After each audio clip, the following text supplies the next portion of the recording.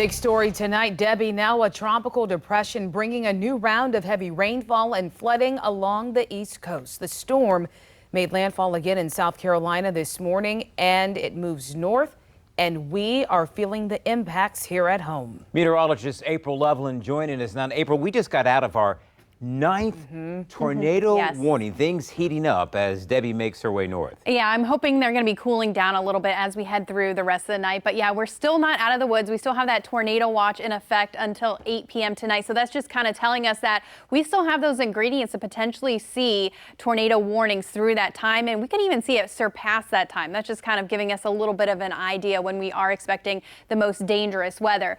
Like you guys just said, tropical depression Debbie. So the latest 5 p.m. update has downgraded it to a depression. Winds at 35, gusting up to 45, moving to the northwest at 10. So it continues to pick up a tiny little bit of speed there, which is good news because that means it will move out of here a little quicker than kind of sitting over us, providing us with all that rainfall. So we can see the circulation of Debbie there. We can see all the flood warnings associated with that, mainly out of our viewing area. But as we get a closer look to home, this storm here, this kind of rain band here with the heavier rainfall moving through Williamsburg, James City County up out of our viewing area. That was the one that was providing all of those tornado warnings. We've got the one moving through Franklin here and into Surrey and Southampton County and Sussex. That one is just providing lots and lots of heavy rainfall. The rest of us just dealing with a few moderate, probably downpours there, nothing too major. As we kind of slide up to the peninsulas here, we can see where some of that heaviest rainfall is. Luckily, a lot of that moving out of our area